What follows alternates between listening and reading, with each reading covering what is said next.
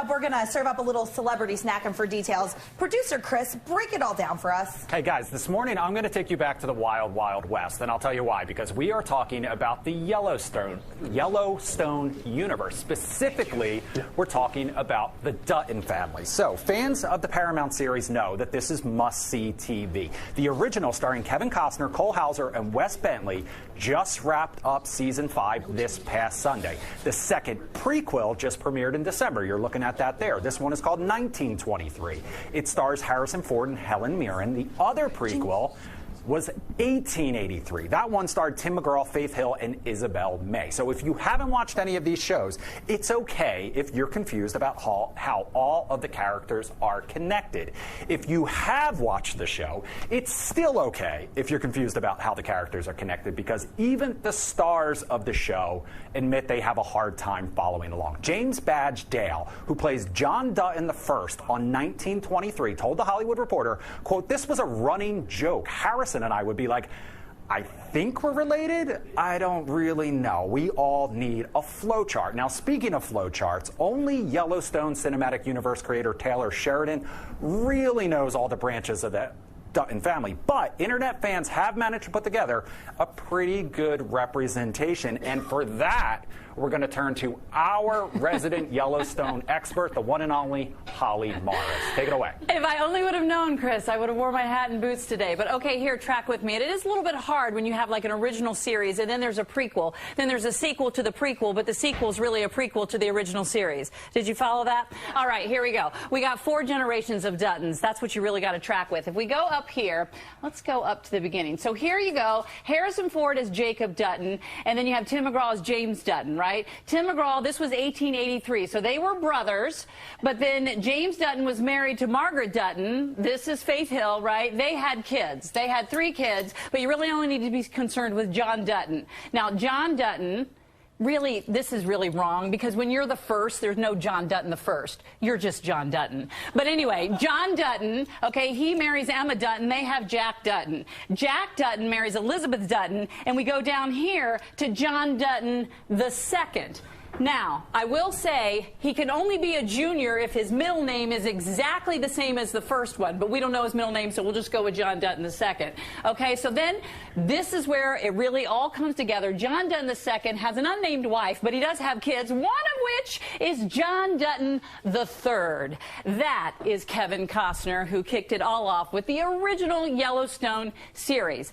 Now, in my opinion, if you're really following along here with Generation 4, of course, he then has Generation 5. He and his wife have the kids here. Jamie's adopted. Remember that if you've watched. Okay, well, his biological kids, Lee, Beth, and Casey. Beth, in my next life, I want to be Beth Dutton. Beth Dutton, she marries Rip Wheeler. I'm all for getting ripped. I mean, I'm just saying, Rip is the real reason that you need to watch Yellowstone. Back Holly. to you. That was the best breakdown I could have possibly hoped for. I wish all the best for you and Rip in the future. Now, for fans out there, if you want to get caught up or you just want to start from scratch, all 3 of these series are now streaming on Paramount+. Kevin and Aaron, Poet, Chef Anthony, you guys got all that? Are you all caught up now? Do you know where we are? I made a detour at the 3rd Dutton and just checked out. I'm still stuck on John Dutton the First. All right. Even though, but he's not actually the first. You're not a first. That's what I'm saying. I'm just stuck on that one. That's just somebody that I gotta doesn't take know. Holly out to dinner. You're gonna have to break that down. Yes. Martini, I can also explain to you, like, whether you're a first cousin or you're a first cousin once, twice removed, that kind of thing. I want you to do that for Inception. When I get married. Like, I want you to go through Inception with me. I know all the rules. That only because I married into a big Texas family. It's got all these generations. That was I understand how it works. That's so I was going to say, you effortlessly did that, and Poe and I were looking at each other like, and I kept looking here, wait, tell her to go back. And then ending with the Rip joke was great. That was no joke, Kevin. I know it wasn't, but it was great. All right, Chris, we're going to make Holly a taco so she can eat with us, because you don't stick around for line, lunch hour, not get fed. What else do you have? Absolutely. In the meantime, though, I'm going to talk about Tom Cruise and the Oscar buzz that is currently currently underway in Hollywood. It has been a quarter of a century since the actor was nominated for Best Actor, but he could be back in the race thanks to this role, Top Gun Maverick. We won't know for sure for a couple of weeks when the Oscar nominations are revealed, but we do know Cruise already has one vote. His co-star from Top Gun Maverick, Glenn Powell, says the 60-year-old should be a lock.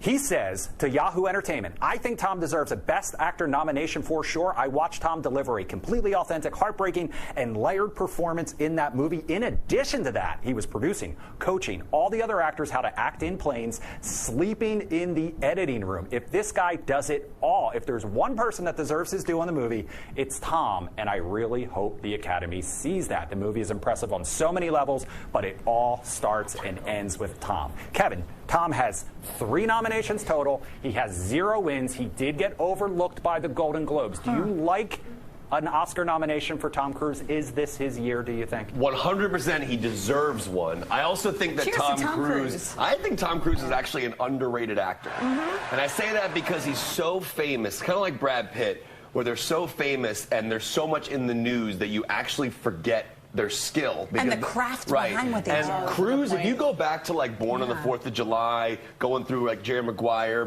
you know, all the incredible dramatic roles, Vanilla Sky, he's an amazing at Magnolia. This one, though, the scene that I could see him being considered for is there's a Val Kilmer sequence in this film, which is absolutely incredible. So Val Kilmer's character isn't doing well, and Tom Cruise has to basically carry the sequence. And it's a really beautiful moment. There's a beautiful hug they have at the end that felt real.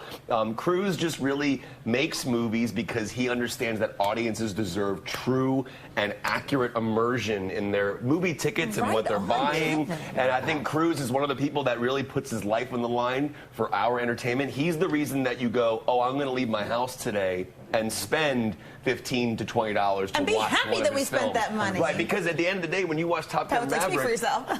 there's hardly any CGI. It's really, you know, all that is incredible. So I think he deserves a nomination for sure. I think you need one for that. Yeah. Where, somebody get that on tape. I need to send that to Tom Cruise. Yes. Fox 5 line. We got to wrap it up for this blog.